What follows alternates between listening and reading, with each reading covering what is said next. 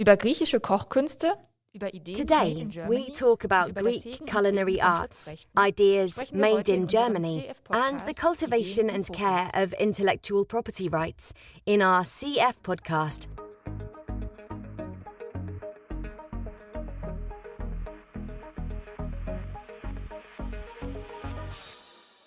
Willkommen zum Welcome to the CF podcast, Ideas in Focus, the interview podcast of the law firm Kohaus and Florak. Hier geht es heute um Today's topic is important contexts and insights from the world of intellectual property rights. My name is Eleanor Winter, and today I'm talking to Gottfried Schull.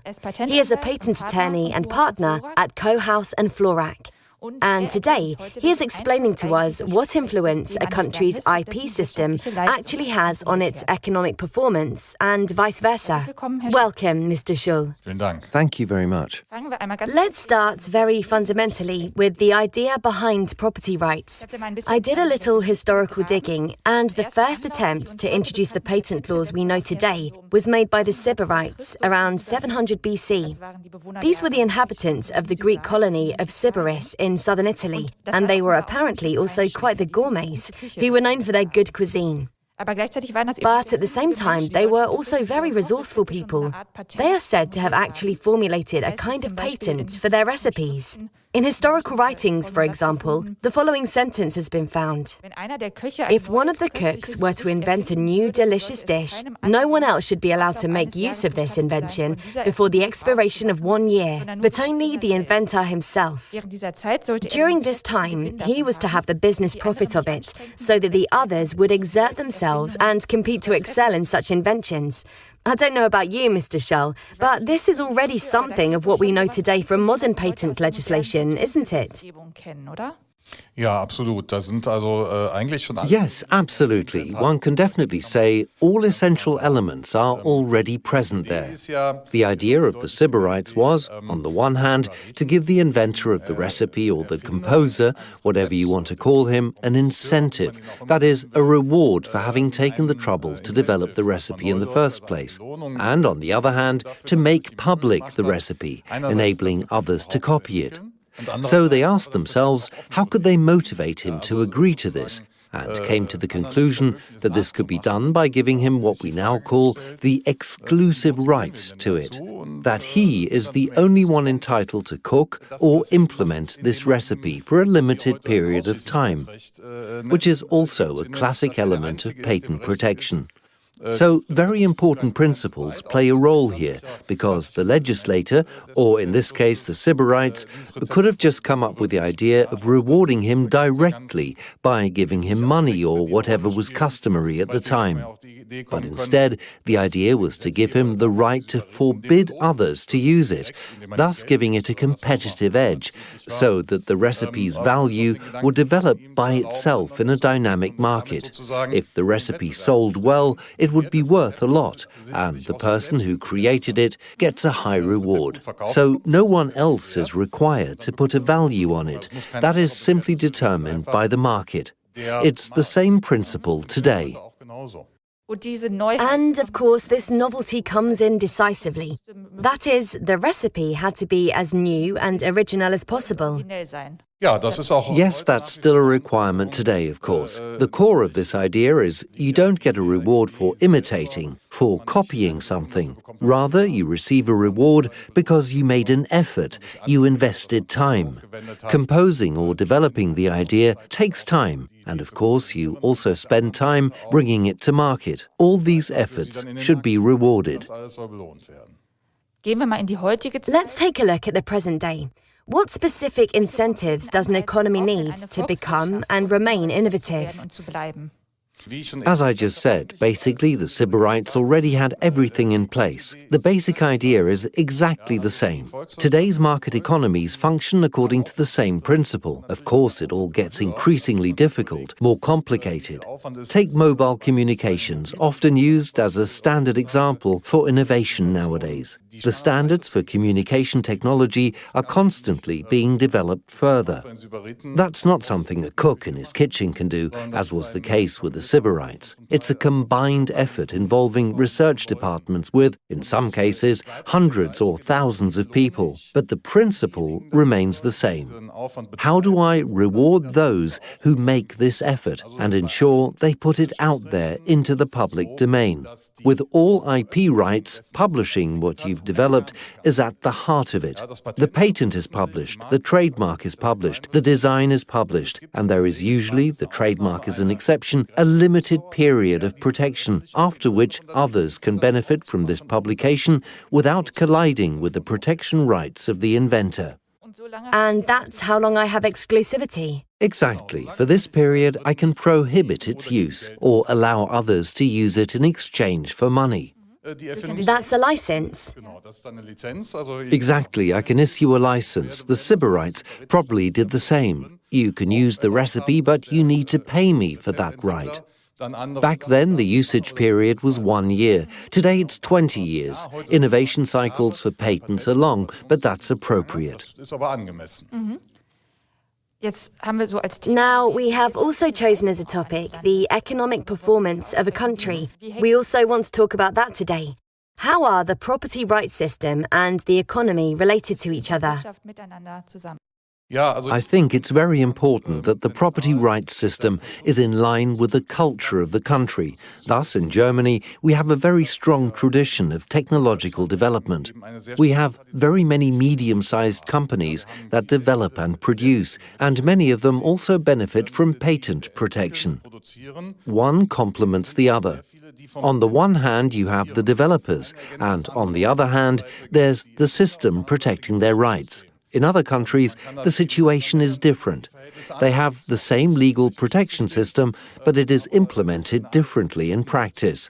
But I think it's essential for the culture of a country, and I think it's unfortunate that it's often not perceived that way, because the quality of a protective rights system reflects the overall economic situation of an economy, and there are many examples for this. So Germany is an example for technological property rights, and there are also examples for other kinds of property protection that work well in other countries.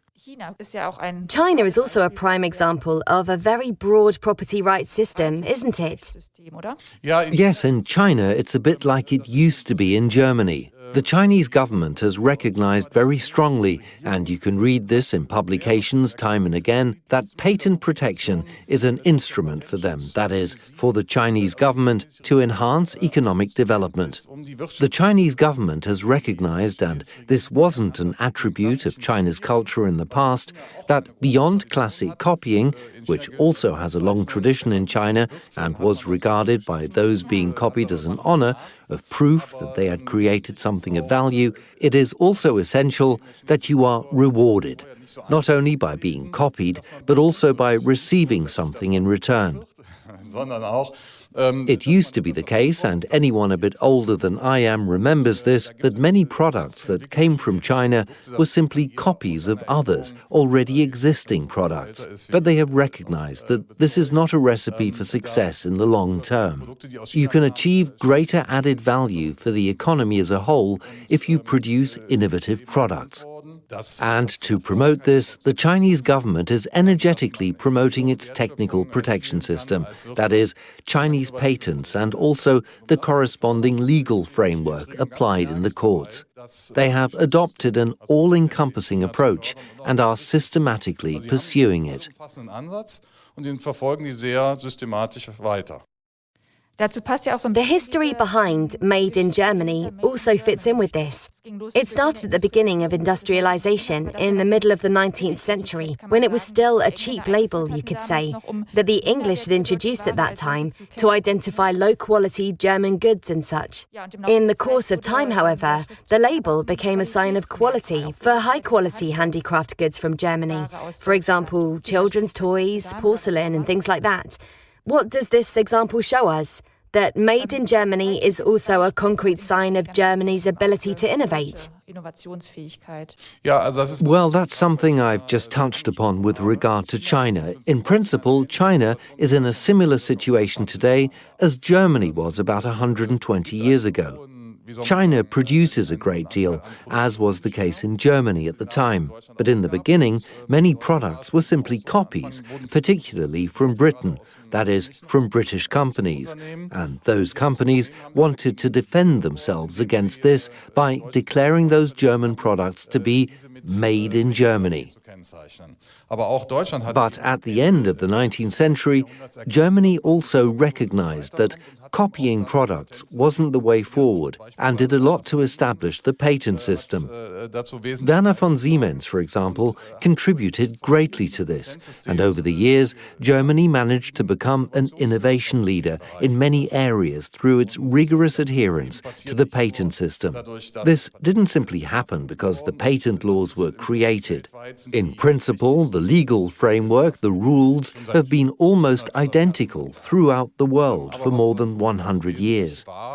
But what was also vital was the development of the court system, so that if you own a patent, you can enforce your claim if you have to. A theoretical claim by itself doesn't get you anywhere. You also have to ensure that in practice, third parties are prohibited from using something that is protected. A great deal of work and experience has gone into the German patent court system, and we still benefit from this today. What does it take for this system to continue to exist and be effective? I don't think that it takes that much, but it does require an awareness of how things are. We have the combination of a certain cultural situation, i.e. being innovative and good at craftsmanship, and the property rights system. And there is a synergy between these elements, which, in my view, is very, very important for Germany. We sometimes lose sight of this because it's a somewhat abstract idea. Of course, the people involved, the SMEs, the large companies, know that there are patent laws. German SMEs also know that they can enforce their rights. They take it for granted because it's what they've experienced. But they don't really know why it's like this. They think it's because of the patent laws, but there's more to it than that. The judges are important, as is the system in its entirety. And you have to be careful because this lack of knowledge can lead to a certain lack of finesse when it comes to understanding what actually happens when you start tinkering with elements of the system. That's why I think it's important to realize that beyond the basic law, there is a whole system in place, above all, people who ultimately ensure that the system works. Who else do you see as responsible? You just mentioned the judges in the responsibility to ensure this effectiveness. Of course, that's also us, the patent attorneys, who have to do a good job, but also the associations, who have to recognize what's important and where we have to be careful. Associations, just like politics, which of course also plays a role, have to weigh things up when it comes to interested parties pushing their agenda.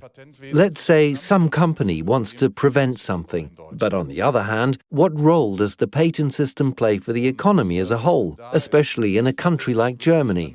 It really is up to the associations and politicians to pay more attention to this, to understand who should be getting their attention, so that the system can continue to work the way it should. What could that look like in concrete terms? Well, right now moves are underway to soften the laws somewhat, to put it carefully, to make it harder to prohibit others from doing something. I think that is counterproductive. And then there are also moves to standardize the patent system throughout Europe via the so-called UPC, that is, the Unified Patent Court. What they're losing sight of here somewhat is that, as I already described, the German court system plays a vital role, because it will in fact be abolished at the end of this process once the Unified Patent Court is implemented. There will then be a new system, and we can only hope it will guarantee the level of quality our present system has. I'm skeptical of that, because there are, of course, countries with other interests. There are countries with completely different legal traditions, and, above all, different economic situations. Take France as an example. In France, it is really difficult, not impossible, but difficult to enforce a patent in court, that is, to enforce a claim. What's the reason for that?